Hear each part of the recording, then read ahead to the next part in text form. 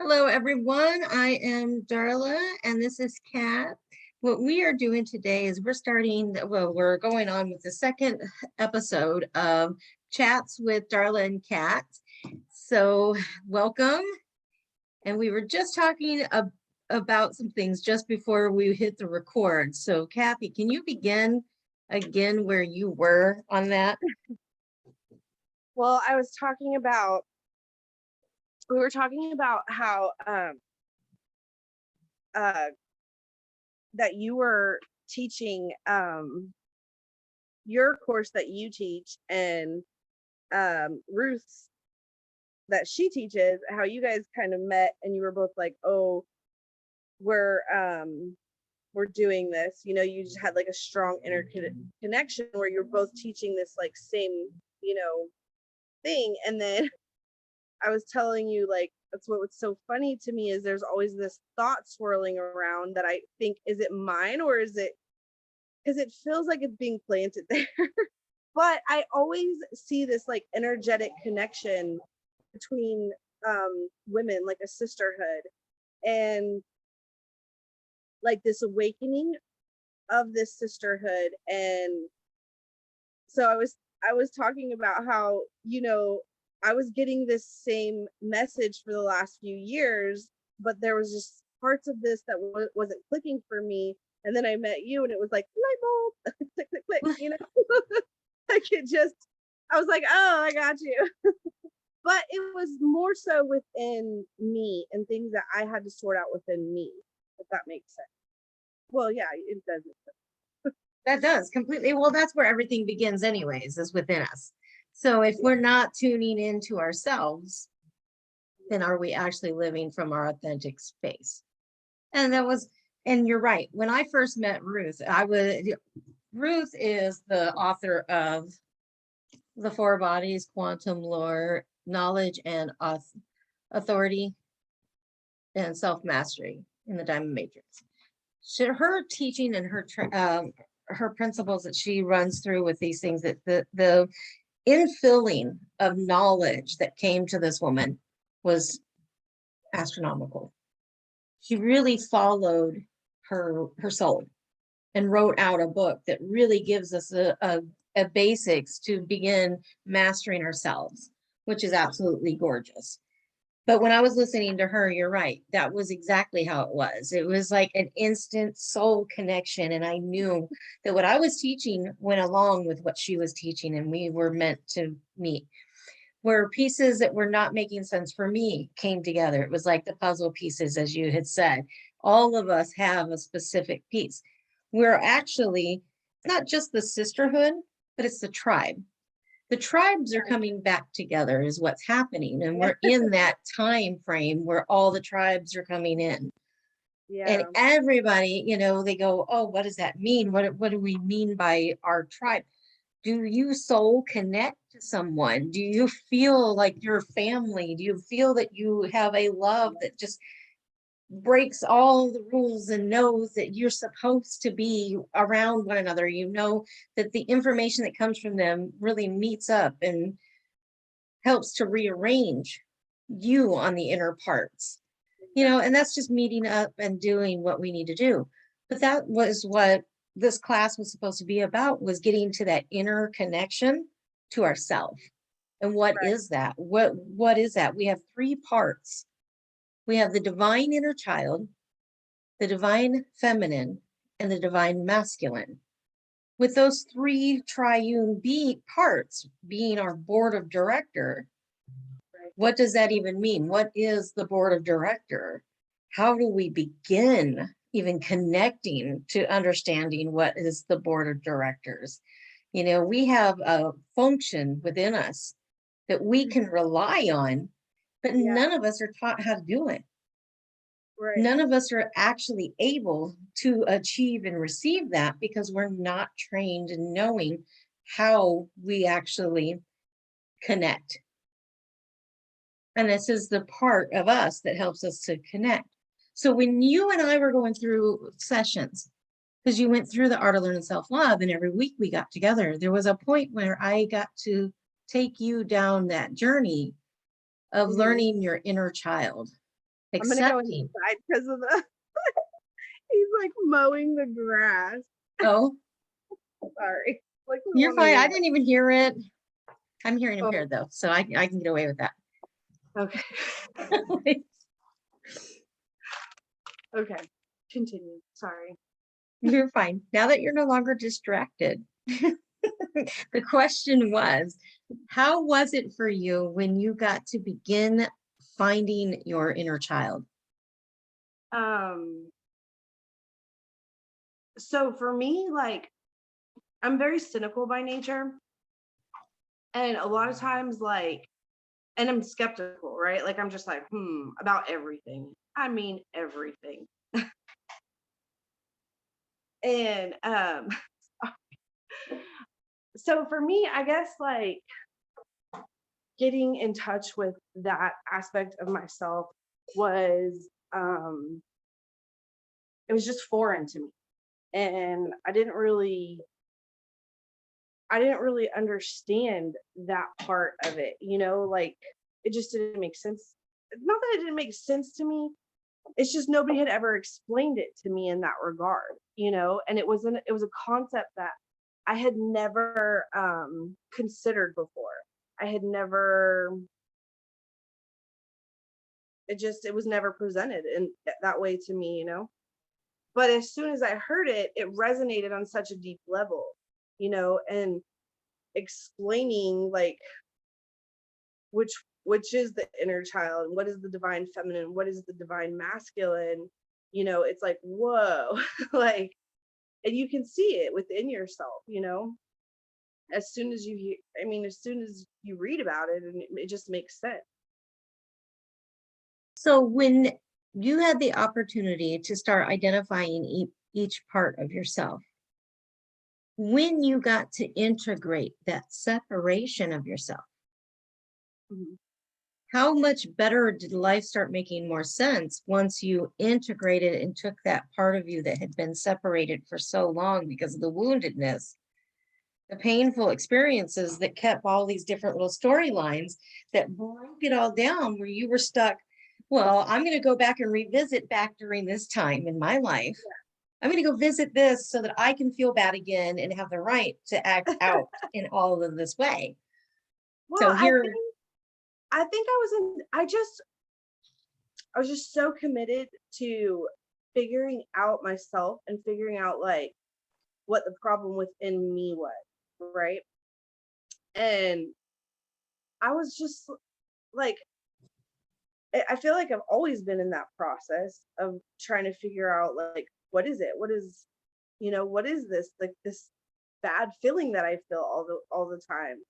And so when we first did the exercise of like going back to those moments of, hurt, and then just acknowledging them, I really didn't think too much of it because right afterwards I was like, well, I don't know.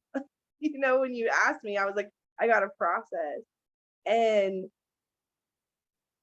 it was, it was just surreal. I honestly spent the week crying because there was so many, moments where I just realized like I was really alone, in the darkest moments of my life. I was just struggling. So there was a grieving process for me, where I grieved, and there was no anger. Like, don't get it wrong or twisted. Like, that was the whole point for me, was like I didn't want to blame anybody else for the way I was feeling. I didn't want to blame my childhood or my parent, but I know like, certain circumstances created certain traumas, at that moment of time. And, right.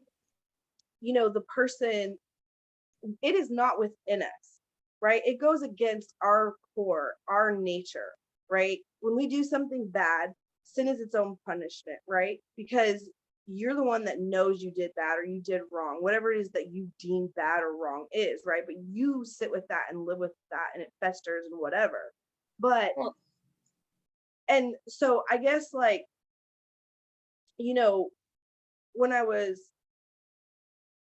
like, compassion is what started developing in me first, and realizing that, people or like I had to realize that my parents were doing the best that they could with what they had been given in life.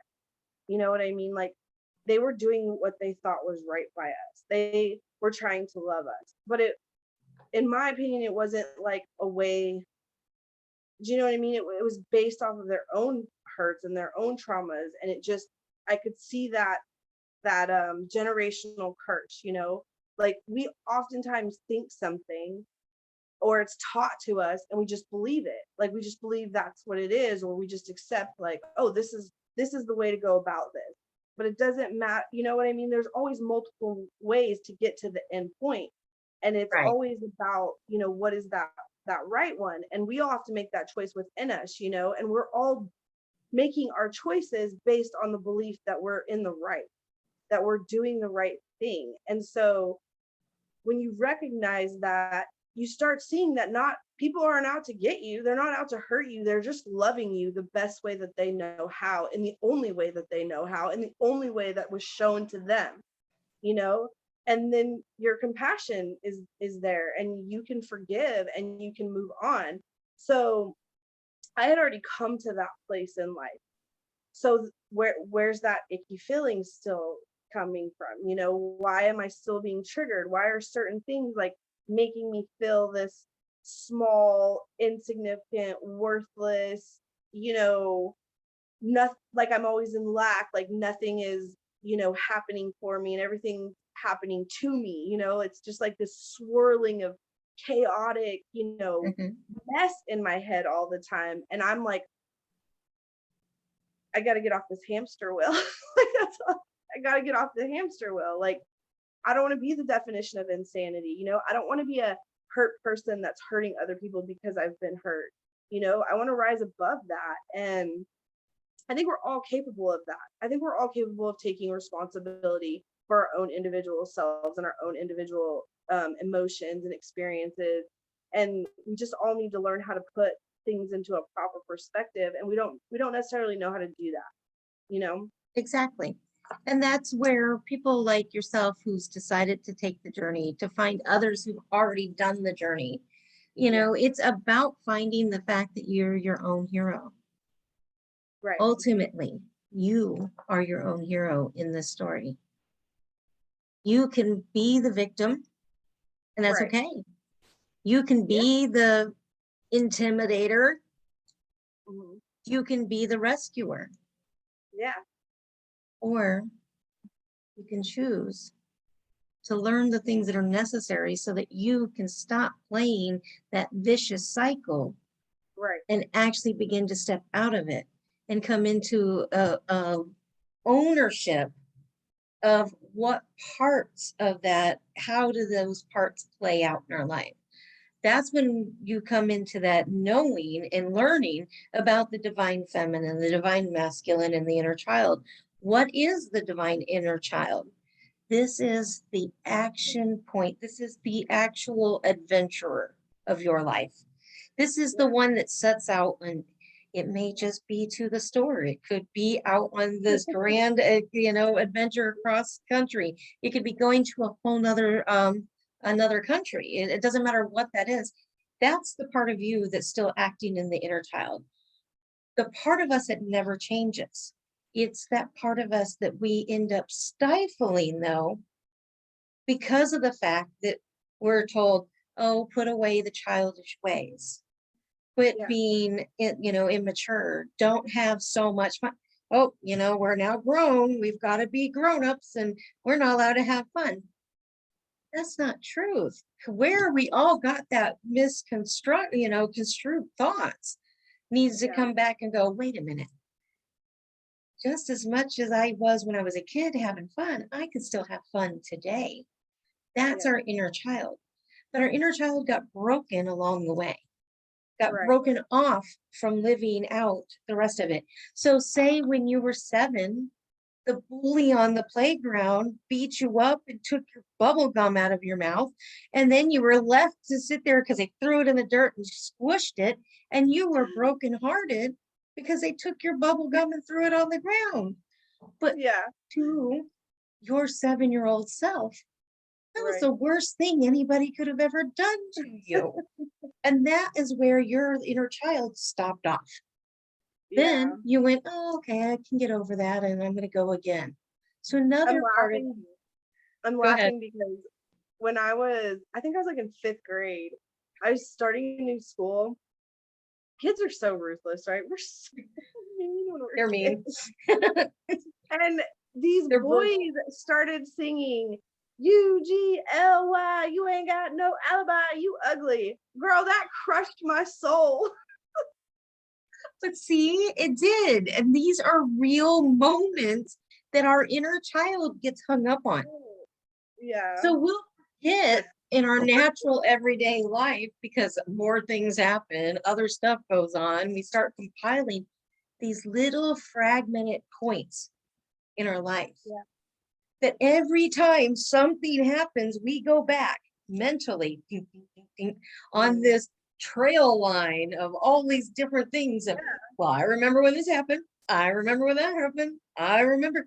And all of a sudden, now you've justified yourself to no longer be able to participate because it's okay, because at some point it was too rough. Yeah. So here's the traumatic experience. Here's the brokenness. And how do we get that back? We begin going back to each and every single one of those little points and go, hold on, let's just bring that back into my heart. Yeah. Let me just own this point. Let me bring this back in and love her the way she needed to be loved. Tell her what she needed to hear instead. Be there to do the things that need to be done with each and every single one of those moments so that you can actually then accept her, love her. And by the time you're done, you're like, oh, my inner child is back. I can actually begin enjoying life again. Yeah. But here's another part. We've got the divine feminine and the divine masculine. So with both of those parts, that's what we're going to start talking about next. But we really want to go diving deep into the inner child and finding a way for everyone to be able to integrate and get back to a place where you feel happy, healthy, wealthy, and wise. Because that's the truth of who we really are. We're just separated from our truth because life took us through experiences that separated us. How do we get back to it? That's what we're about. For me, identifying like that inner child that was wounded, right? I never even thought about that I had this wounded inner child, and I think it's so interesting because when you see that that's the triggers for you, you're like, you could just process. It's almost like it's like something bad happened and you just never processed it, to put it into like the simplest terms. It's like, and I think that's the part that's interesting, right? Because we don't understand that like our emotional language is being developed as children, and if there's nobody there to explain the emotion that you're feeling, it's traumatic. It could be a happy emotion.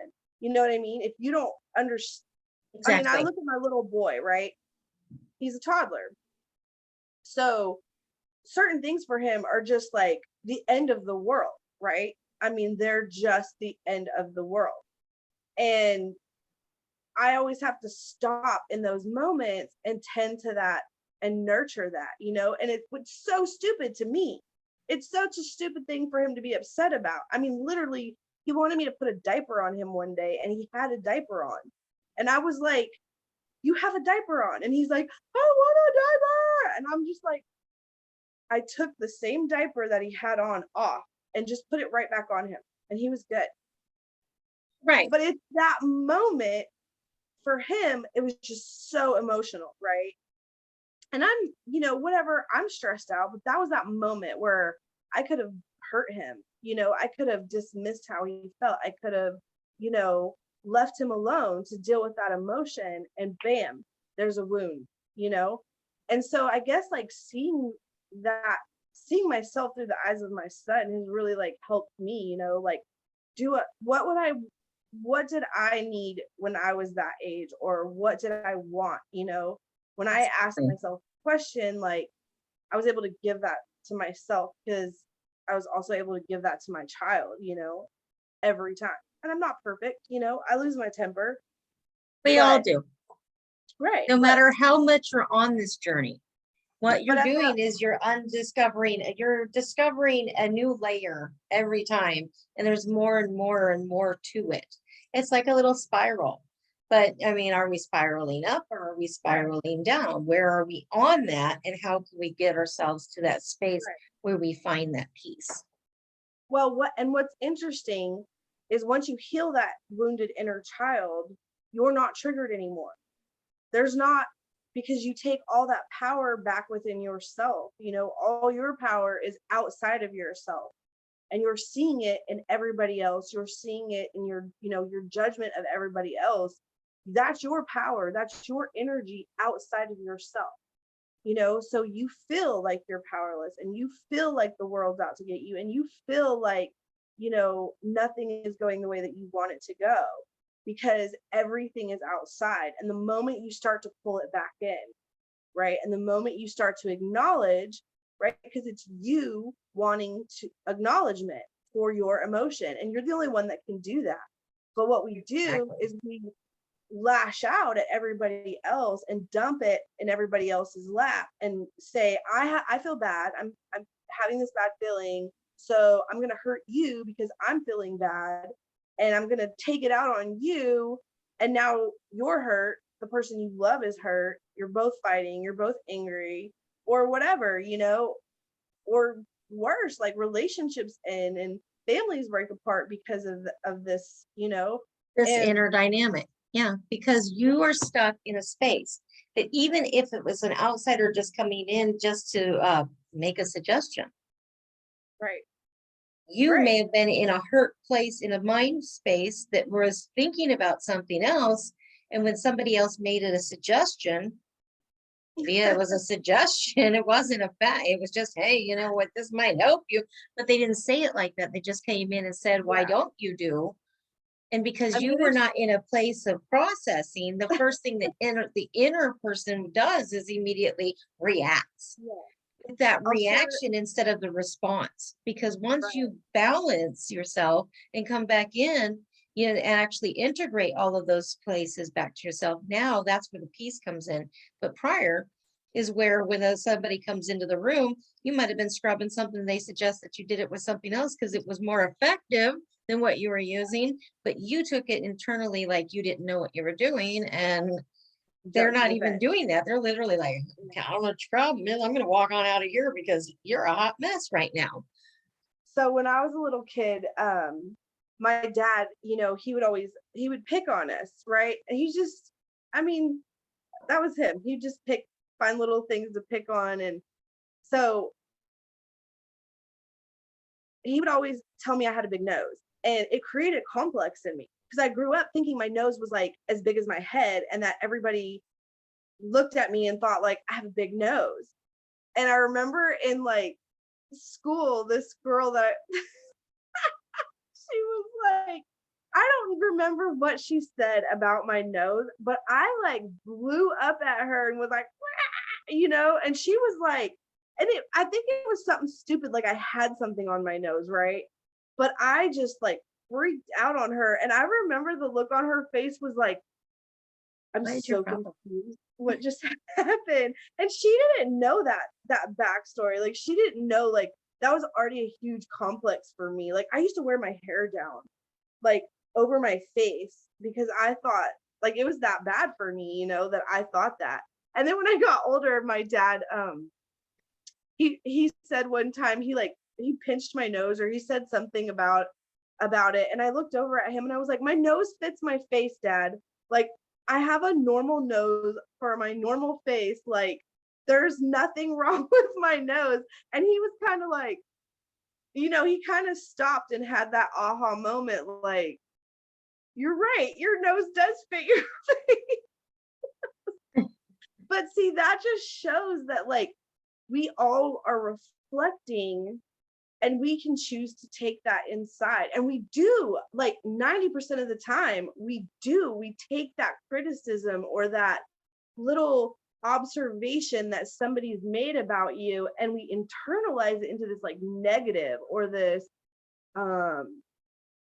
this this bad thing, instead of, and then we agree with it, and now that we've agreed with it, it becomes a part of, our It makeup. becomes our new truth instead of Yeah, keeping us to what our birth truth is.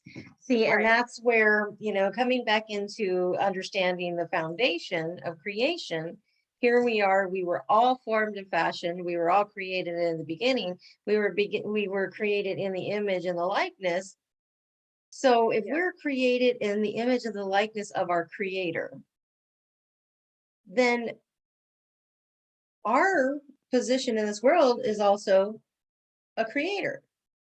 What do we go out and do? Where is our power of our creation, though? It lies within here, our right. imagination. And the best example that I can give on that subject is when I would have my sister's kids living with me, Mhm. helping them out, doing what needed to be done. The kids had playtime, we'd go outside, whatever. One afternoon, because they were really into the How to Train Your Dragons game, yeah, the movie How to Train Your Dragon. So everyone had their own personal dragons, and I had to come down to their level. I'm playing with the kids. I'm out in the yard, making sure that they're safe, but also out having a good time and making sure that their creativities are expanding. So Right. we're making up that we have our own dragons. We're pretending we're running around the yard. Children have such a gift of imagination that those playtimes become real. Yeah. My phone rang, and out of anything, what do? Oh, you got a phone call. Your phone's ringing. You pull it out of your pocket. You go to answer it. The kids all stopped and simultaneously yelled, "Don't push the button. Your dragon's going to disappear." If I took a reality call, I was going to leave the imagination. Yeah. Children taught me that truly the gift to create is our imagination. And they were in Right. that moment, I was like, they got a point to that, don't they? And because it meant so much to the kids, I didn't take that phone call. Yeah. And I continued for the next 45 minutes out in the playtime, doing what they needed from me. And for them, that meant the world. I built a moment for them that will Mm. last forever. And it only takes an hour out of your time to go have a good time. Yeah. And it's okay to step back into the fun, because if you don't, if you wonder why your dreams and your accomplishments don't happen as often as you'd like them to, it's because you got into the adult brain that doesn't have an imagination any longer, that's completely shut down that process and went, well, if this is how I do it, let me just put down the details and let me go walk through it. And you're not enjoying the process. If your head and your heart cannot connect, you can't create. Right. They're a process. But how do you get in that process? You have to get into that inner child. The Right. inner child's where that happens. It's what is the part of you, the function within you that keeps your dreams alive, that goes, Right. oh, we can do this. Oh, we're going to go do that. Let me jump into this. And then the excitement and the enthusiasm and the passion and the power and the drive of that actually begins to activate. But you Right. have to get back into that space. And I that's was what, I was very disconnected from that part of myself, and which was really, I mean, I literally felt like a shard just back into my heart. And I just remember like feeling more whole. we go Yeah, from broken to restored. right. And I was just like, I don't know, like it's just it's such an amazing feeling. Like when you feel whole, when you feel like you're one with everything, when you feel like your life is happening for you, through you, instead of feeling like it's against you. And I think a lot of people want to feel that way. I think a lot of people, just like I was laughing because, Eric was showing me this video earlier of this guy that was running around recording, and he was singing a song, that one, never gonna whatever you up, never gonna let you down, right? But he was singing the first line, and he was pointing at everybody, and as he's like driving past people, and people are like, never gonna let you down, right? They're like finishing the song. And all I could see was like, Nope. that's what we want as humans. We miss each other. We want to connect to each other, Like we're so tired of fighting each other and being against each other. And like I was sitting here this week thinking about feeling like I was just flushed down a toilet. Like I feel like I've lived this over and over again, this victim, rescuer, intimidator, like, and I'm so over it. Like I'm so over this, like that mentality. Like it takes up so much energy. It takes up so much of your precious time when you're always focused outside of yourself. You don't even get to know who you are. You don't even know who you Exactly. are. You don't know who you are until you come into your holy triune. You just don't. And the moment you do, that connection to God comes in, that connection to your life comes in, and you feel like you're the driver's seat.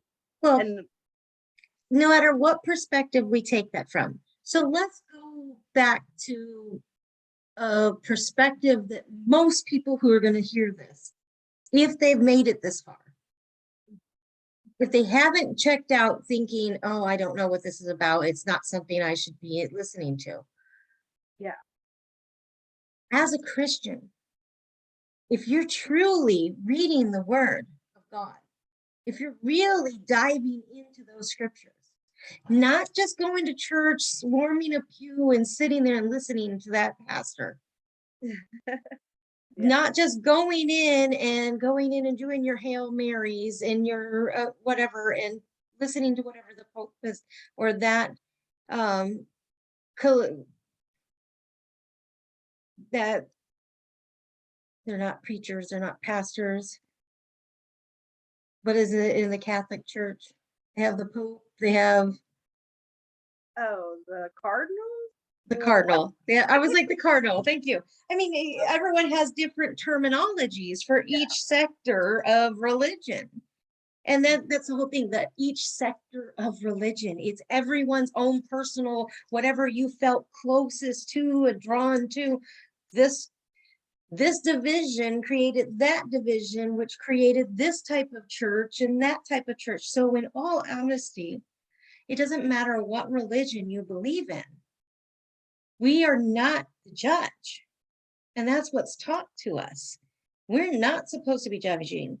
If we're actually living life out as Christ-like, if we were going to be in the likeness and the image of what we're supposed to be doing, then we're only supposed to be loving. Right. So if we're coming into that space and actually coming to our heart space, one, we're not going to be out of alignment. We're not going to go and do those things where it's not about the good or the bad or the indifferent any longer. It's now about literally doing everything from a heart space so that, I'm not going to go steal from my neighbor. I'm not going to go and lie and cheat. I'm not going to go and murder someone. I'm not going to go, and I'm going to literally line up to what the original 10 commandments were. Because automatically, if I'm doing it from love, love conquers all circumstances. It is the healer. It's the great. If we're literally living out our life as walking it in that love for one another, we will not ever fall to that hate and that pain and that separation and those circumstances that we've all lived in. But what happens is we are now taken from created in the beginning of the foundations of the earth as it was done in the beginning. And every one of us has a specific time that we were supposed to be. Now we're here and we're acting it out. And that's why we're all here now meeting because we're all part of that function and that fashion of how it all comes to completion. We're all just a part of it in the story. So with that, where do we? We wake up and we start, you know, the great awakening is the great awakening to Christ within you. And what does that mean? What did Christ teach? To say you're a Christian means what? He taught love. Right. So if you say that you're not a if you say I'm not a Christian, you're literally saying I don't believe in love. That you're not aligning with love. That's what you're saying. Because But that's in all he but preached. this is what everybody wants. Mhm. I don't care who you are.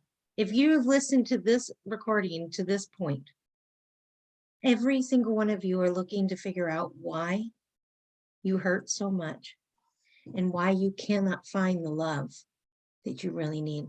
And you feel so torn and separated from that. But it's because you're not looking in the right place.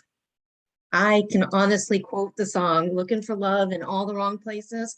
I spent 40 plus years looking for love in the wrong places before I finally got a clue and went, oh, I got to start with me. And if you feel that way, you should you want to know where to start. It starts with you. It starts with you validating you. It starts with you giving you the love that and attention and validation and all of that that you need. You're never going to accept it outside of yourself. Somebody can tell you you're beautiful 1,000 ways, 1,000 times, and you're never going to believe you're beautiful until you believe you're beautiful. You can talk about your hurt and your pain and everything that's going wrong in your life. You are the only person that can validate that part of you. That's it. Nobody else. Somebody can agree with you, right? Yeah, you were hurt. Yeah, that sucks that that happened to you. It still doesn't make you feel better. It still doesn't make you feel better because you have not acknowledged yourself at that point. You still have not acknowledged your own Exactly. being, totality and wholeness and all of it.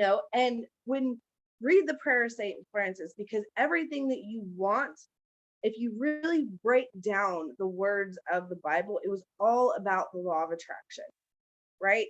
Mhm. Do unto others as you would have them do unto you, the law of attraction. The verse, uh, the power of life and death is on the tongue, right? Law of attraction. If you speak evil, you speak bad about people, you will eat of that fruit. You will eat of that Exactly. fruit, come back to you over and over and over again. And if you speak life, then you will eat the ripe fruit that you long for, that love that you want to come into your life, that joy that you are seeking, that abundance. It will flow to you when you come into alignment with it, when you open up and you want to receive it. It's you that's in resistance. It's always you that's in resistance. And the moment you stop and you start going inside and you start taking everything coming out of your mouth and realize it's a reflection of what is inside of you, whether it's ugly, whether it's good, whether it's in the middle, it's all a reflection of you. So the question then becomes, what do I want to reflect to the world? What do I want people to see when they look at me? I don't want people to look at me and see this broken, boo-hooing, sad, hurt person. That's not what I want people to see when they look at me. I was in a really abusive relationship a few years, an emotionally abusive relationship.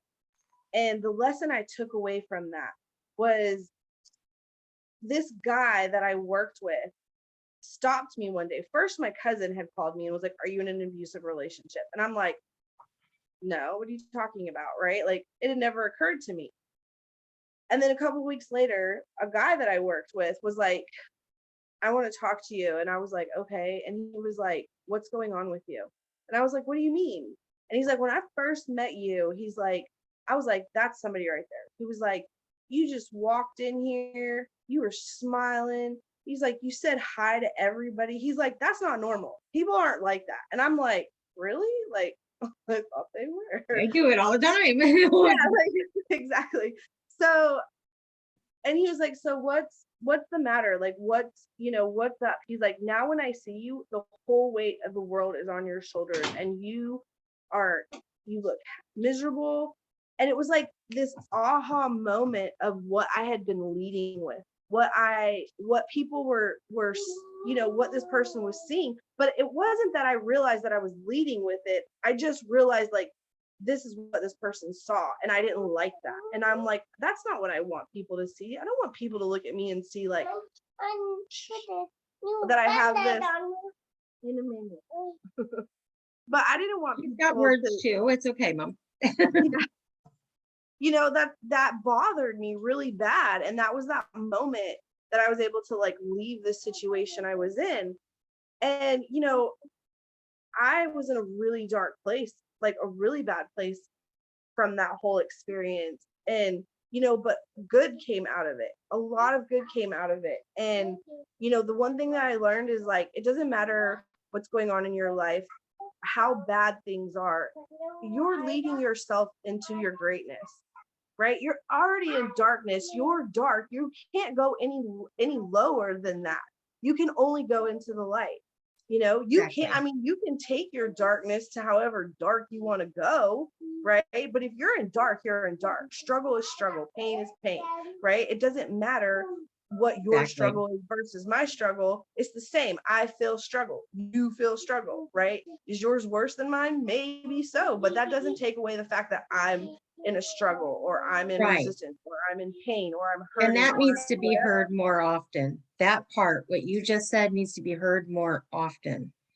Just because my hurt is different than your hurt doesn't mean that it's any less. You hurt, period. Right. That's the value right there. You hurt. And if it hurt you, then those around you need to know, and they need to start opening up. That's the part, that has happened so many times, that is failing in our system, that nobody's taking into account that it doesn't matter whether or not it was mommy and daddy took something away, or whether or not, and they're well over 21, and that was their trauma, and to somebody else who's had a hardship, that lived on the streets during their teens growing up, taking the hard route and trying to figure it all out for themselves. It doesn't matter. What this person experienced was total pain to them, as much as this story of those ones that really worked hard each and every day and got and gained what they had. Both parties are still hurt, and both of them need to be acknowledged equally. Right. Another part with what you were saying a minute ago, when you I begin went to heal, and pulled up something. You mentioned the scripture about the fruit and what we speak, with the different things. I have a insert of a column that I wrote for a newspaper that I actually wrote. It's called Encouraging Words. And I want to share this in this point, because it really goes. He startled you, didn't he? So, The Encouraging Words by Darla Williams. Over the last few weeks, I've spent time sharing little stories from my life, but this week, I would like to take the time to remind everyone how we have the power of life and death in our tongue. What we speak about, we bring about. This is truly a principle that has been proven time and again. We can find it in the scripture, Matthew 12:33 through 37. It says, make a tree good and its fruit will be good, or make a tree bad and its fruit will be bad. For a tree is recognized by its fruit. You brood of vipers, how can you who are evil say anything good? For out of the overflow of the heart, the mouth speaks. And a good man brings good things out of the good stored up in him. And an evil man brings out evil things out of the evil stored up in him. But I tell you that men will have to give account on the day of judgment for every careless word they have spoken. For by our words you will be acquitted, and by your words you will be condemned. This is with a heavy heart that I must share this. We are given the power to speak life and death into ourselves, as well as the lives of others around us. Remember, it is important to take a moment to filter your words and well as your thoughts, because one day each of us will stand in account to what we have spoken. Encourage one another as well as yourself. Bring forth the fruits of the Spirit. Galatians 5:22 through 23. But the fruit of the Spirit is love, joy, peace, patience, kindness, goodness, faithfulness, gentleness, and self-control. This is to remind us all that we need to encourage one another as well as ourselves. When going forth in our day, may we constantly be mindful of what we think as well as what we speak. For we have the power to build up as well as tear down. We can change the world by the words we speak. Let us always speak life into each other.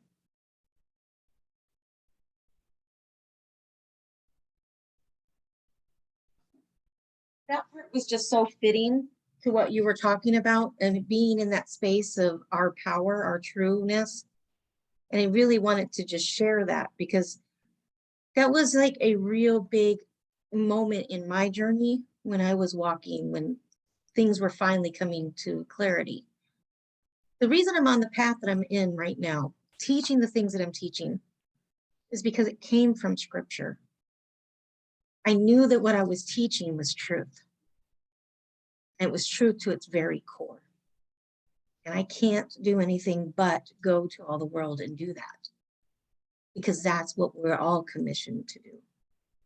If we're really living our life by the very example of what we were given so that we knew how to live our lives, it requires us to really tune in, tap into who we are, and actually live it from our true authentic self, and never, ever dim our sparkle. Right. Don't dim your light. No. You know, That's why there's because a song. This little light of mine. I'm gonna let it shine. Yeah, you just have to figure out what your light is and what that light within you is. And you're the only person that can say who you are and who you want to be and who you want to lead with. And, you know, Tap I don't into know your about, true power. yeah. And, I feel the best when I am in alignment with my heart and when I am loving and, when I am being I, what I came from, love without agenda, love without attachments, and, learning to recognize, the attachments and the agendas that you have behind your love. Like that will set you free. It'll set you free in your heart. It will set you free in your spirit. It'll set you free in your life, and you'll really begin to see the ways in which everyone is trying to love you. And it's you that's in resistance to receiving love. And I mean, it brings me to my knees because in my entire life, the darkest moments of my life, I cried out to God. And not once did he ever come to me in anger. And I've cussed God out, but not So have once I. did he ever come to me in anger. It was always in love. It was always from a place of love. And there was no judgment. There was no hatred. It was just love and Exactly. mercy and grace and all of that stuff. So many people say, oh, well, God was a wrathful, mean, vengeful God. I don't know that one. I don't know that God. I really That don't. was all prior to Christ. Christ came and changed the trajectory of all of it. He was the lamb. He was the sacrifice. He was the ultimate part. And when he left, he came back to what? Deposit it into each and every single one of us, that we will have a comforter within. The very spirit of who we are is Christ deposited into us. If that spirit was pulled up out of me right now, what would happen to my flesh? I would fall down dead, because the Yeah. only thing keeping me alive is the spirit. And the spirit of the Lord that dwells within me is the only spirit that allows me to live and breathe. And the very breath is the meaning of God within.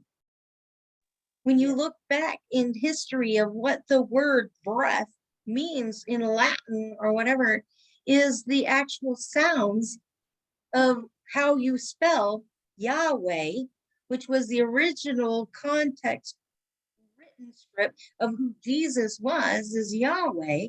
So if Yahweh, which was actually misspelt somewhere in dialogue, but the actual breathing in is Jesus. Yep. We can't be without him. It's literally written into our DNA structure, laminate within our blood, literally taken and put under a microscope, will show someone kneeling at the cross. Yeah. So we've already built right into our very being Right. is all it is. So there is no way, no matter what you believe, no matter where you're at, no matter what religion sector you decide that you're claiming, whether or not one with God or one without God, you're still under the only one true natural source that allows us very life itself. So Right. And it I can't hope be that undone. you find some of the stuff valuable when people are listening to us, Kat. I really hope they do, that they go, oh, that makes Yes. so much sense. I hope you wake up and realize that you are loved unconditionally, without measure. You, in your totality, perfectly imperfect you. You are loved without condition, without hidden agenda. It's come as you are. You don't even got to say, I accept. You are accepted. You are loved. It's already You are done. here for a purpose. What is that? To love, to learn how to love, to remember how to love. All I want to do is love you, and all you want to do is love me. Exactly. And that's It's where we're all going to I end wanna today. do. Until next week, hope to see more people on. Exactly.